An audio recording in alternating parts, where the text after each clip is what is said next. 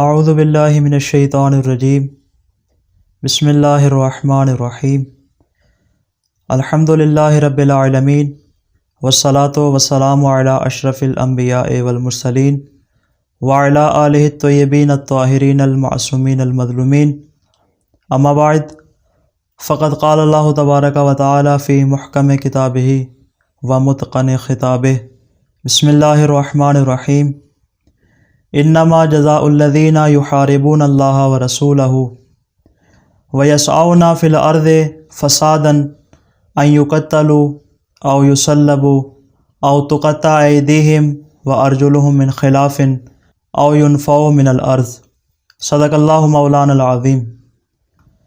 محترم معزز ناظرین و سامعین، گزشتہ کچھ ایام سے ایک کلپ وائرل ہو رہا ہے کہ جس نے عاشقان اہل بیت اور محبان اہل بیت کے دل میں تڑپ پیدا کر دی ہے، اور اسے کے ساتھ ہی تمام مومنین کے قلوب میں غم و غصے کی فضا پیدا ہو چکی ہے، اور اس ملک کے امن و سلامتی کو برباد کرنے کے لیے اور آپس میں انتشار پیدا کرنے کے لیے ایک نفرت انگیز ویڈیو بنائی گئی، اور اس میں ظاہر ہے مختلف عناصر بھی موجود ہیں جو اس کی سرپرستی کر رہے ہیں، اس کی حمایت کر رہے ہیں، اور ایک ناکارہ اور ناخلف انسان نے ساتویں تاجدار امامت حضرت امام موسیٰ کاظم علیہ السلام اور ان کی پاک اور مطہر اور مقدس ذریت حضرت امام محمد تقی علیہ السلام، حضرت امام علی نقی علیہ السلام، حضرت امام حسن عسکری علیہ السلام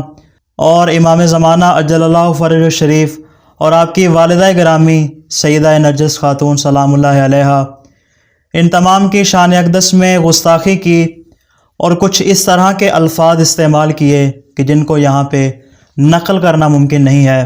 اگر حقیقت دیکھی جائے تو اس کا پس منظر بہت سارے حقائق واضح کرتا ہے۔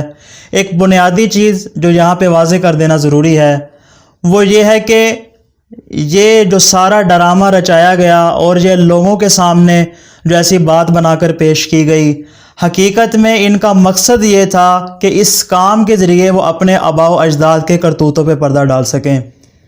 کچھ روز پہلے کسی ایک مولوی کا کلپ آیا اور اس نے یہ بات کہی کہ یہ جو فعل حرام ہے لواط، یہ صحابہ کرام بھی انجام دیا کرتے تھے، اس میں کوئی حرج نہیں، یعنی اپنے اس فعل کبھی کو صحیح کرنے کے لیے اور اس کے موقف اور تائید کے طور پر وہ اس کی جھوٹی نسبت دے رہے ہیں صحابہ کرام رضوان اللہ علیہم اجمعین کی جانب، اور اس کے ساتھ یہی اس جیسا ناکارہ اور بیکار انسان آ گیا اور بدبخت، اور میں اس کے بارے میں کیا الفاظ استعمال کروں، میرے پاس الفاظ موجود نہیں ہیں، کہ ایسا بدبخت انسان اس نے یہی غلط نسبت دی ائمہ علیہ السلام کی جانب۔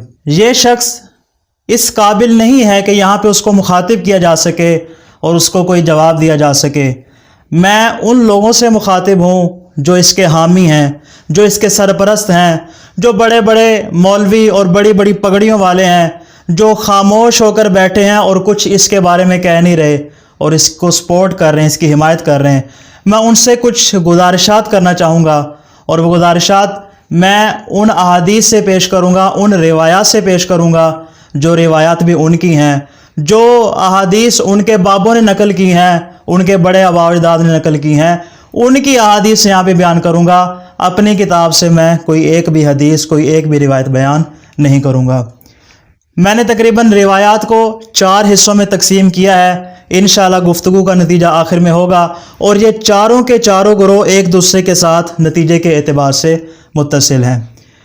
پہلا گروہ جو روایات کا موجود ہے، تقریباً 30 سے زائد مصادر و منابع اہل سنت کے ایسے موجود ہیں کہ جس میں رسول گرامی اسلام صلی اللہ علیہ وآلہ وسلم کی یہ حدیث موجود ہے کہ میرے بعد میرے 12 جانشین ہوں گے، میرے بعد میرے 12 خلفاء ہوں گے۔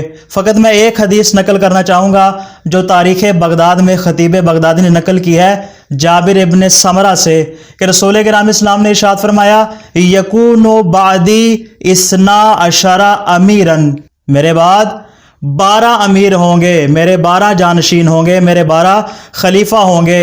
راوی کہتا ہے ثم تکلم بشیء، اس کے بعد رسول خدا نے کچھ ارشاد فرمایا لیکن خفی علیہ، مجھے وہ بات معلوم نہ ہو سکی. میں نے جب کسی سے پوچھا تو اس نے مجھے بتایا. فقال, رسول خدا نے فرمایا, کلہم من قریش, جتنے بھی میرے ہوں گے 12 کے 12 جانشین وہ سارے کے سارے قریش میں سے ہوں گے.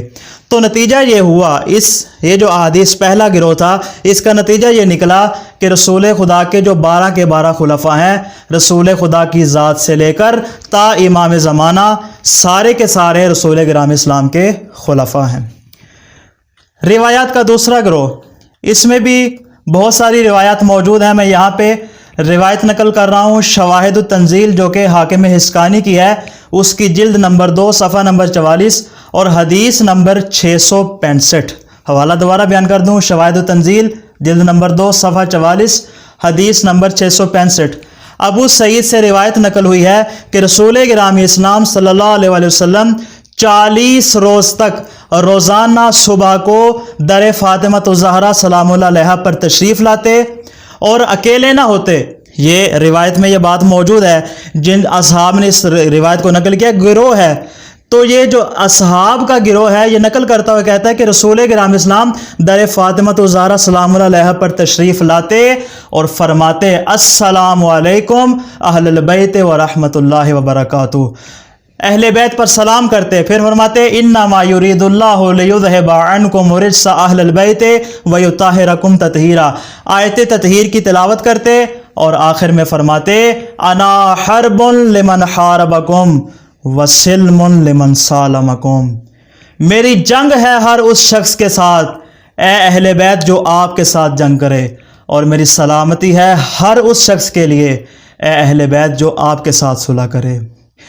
تو اے جاہل مرکب انسان, تم جس رسول کا کلمہ الاپ رہے ہو اور اپنے آپ کو مسلمان کہہ رہے ہو, اپنے نام کے ساتھ تم نے عبد الرحمن لگایا ہوا ہے, تم اس نام کے قابل ہی نہیں ہو. تم جس رسول کا کلمہ پڑھ رہے, رسول فرما رہے ہیں جس نے میری آل سے جنگ کی, جس نے میری آل سے دشمنی رکھی, گویا کہ اس نے مجھ سے دشمنی رکھی. جس نے میری آل کے ساتھ, جس نے میرے اہل بیت کے ساتھ محبت رکھی, گویا کہ اس نے میرے ساتھ محبت رکھی. تو روایت کے دوسرے گروہ سے یہ بات ثابت ہو گئی کہ جو بھی اہل بیت کا دشمن ہوگا حقیقت میں رسول گرامی اسلام کا دشمن ہوگا. روایت کا دوسرا گروہ. اب بڑھتے ہیں آگے تیسرے گروہ کی جانب. تیسرے گروہ میں کچھ کتابوں کے نام یہاں پہ نقل کرنا چاہوں گا. پہلی کتاب ہے مجمع الزوائد, دوسری ہے مسند ابی یعلا, تیسری ہے غریب الحدیث اور چوتھی ہے تاریخ مدینہ دمشق. یہ 4 کتابیں ہیں, حوالے انشاءاللہ اس کے آخر میں بیان کروں گا. ان 4 کتب میں مختلف اسناد کے ساتھ یہ حدیث نقل ہوئی ہے کہ جس کی راویہ ہیں جناب ام سلمہ.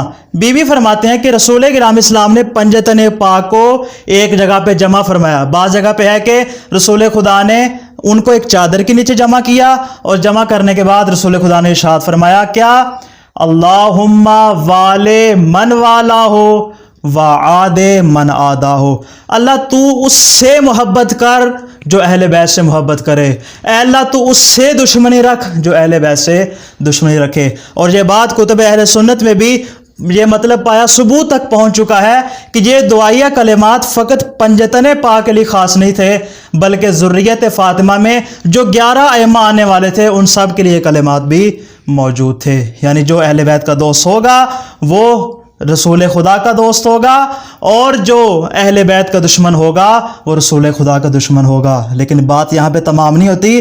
رسول خدا دعا کر رہے ہیں, اے اللہ جو اہل بیت کا دوست ہوگا تو بھی اسے دوست رکھ, اور جو اہل بیت کا دشمن ہوگا تو بھی اسے دشمن رکھ. تو اس کا مطلب یہ ہوا کہ جو اہل بیت کے خلاف زبان درازی کرے, جو اہل بیت کے خلاف بد کلامی کرے, برے الفاظ استعمال کرے, حقیقت میں اس نے خدا سے دشمنی مول لی ہے, اور جس نے خدا سے دشمنی مول لی ہے اس کا بھی وہی انجام ہوگا جو بروز قیامت ابلیس کا انجام ہوگا.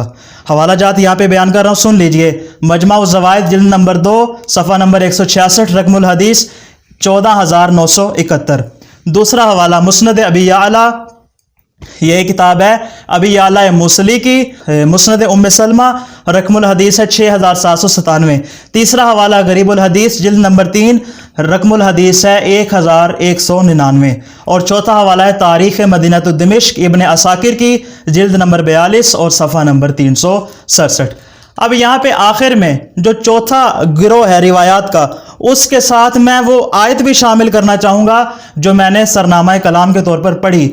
اس آیت کے اندر غور کیجئے گا، یہ بات ثابت ہوگی یہاں تک کہ جو بھی اہل بیت کا دشمن ہوگا وہ رسول خدا کا بھی دشمن ہے، وہ خدا کا بھی دشمن ہے۔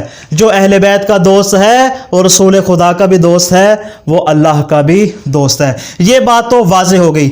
اب آیے کریمہ میں یہ حکم ہے کہ انما جزاء الذین، ان لوگوں کی جزا کیا ہے؟ کن لوگوں کی؟ الذین یحاربون اللہ ورسولہ، جو اللہ سے جنگ کرے، جو اس کے رسول سے جنگ کرے۔ اب غور کیجئے گا، یہاں پہ نتیجہ دینے جا رہا اپنی گفتگو کا کہ جو افراد اللہ سے جنگ کریں یا رسول سے، روایات ذہن میں رہیں، جو اہل بیت سے دشمنی کرے رسول خدا کا بھی دشمن ہے، وہ خدا کا بھی دشمن ہے۔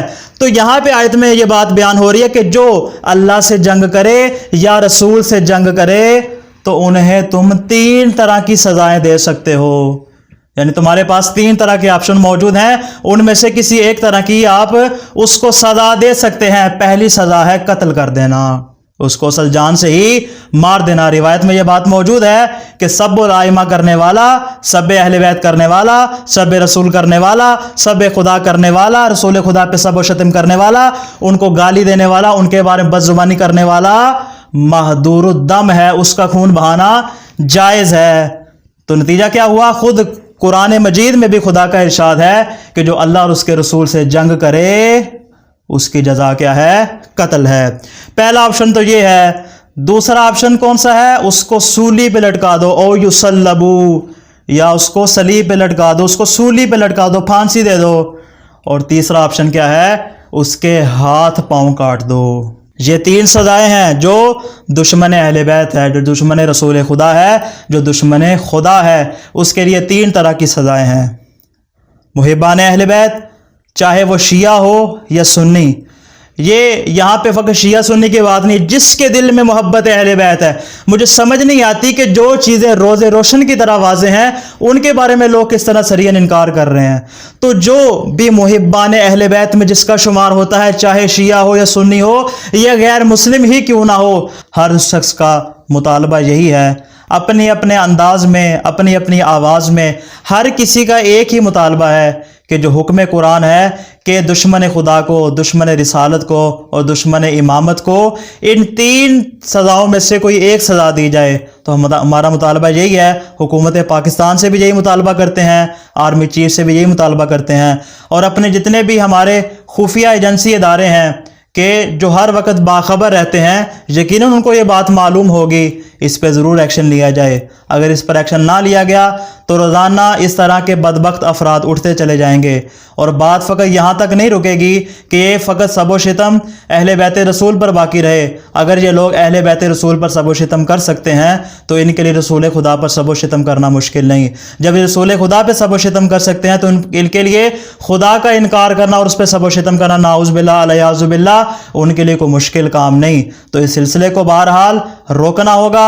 ہر شخص کی فردی ذمہ داری بھی بنتی ہے، اور ایک معاشرے کے اعتبار سے سوسائٹی کی بھی ذمہ داری بنتی ہے، اور ہماری گورنمنٹ کی بھی ذمہ داری بنتی ہے کہ اس شخص کو اور جو افراد اس کے ساتھ ملوث ہیں، جو آج خاموش ہو کر بیٹھ گئے ہیں اور کسی قسم کی بات نہیں کر رہے، ان تمام افراد کو کیفر کردار تک پہنچایا جائے۔ والسلام علی من اتبع الہدی۔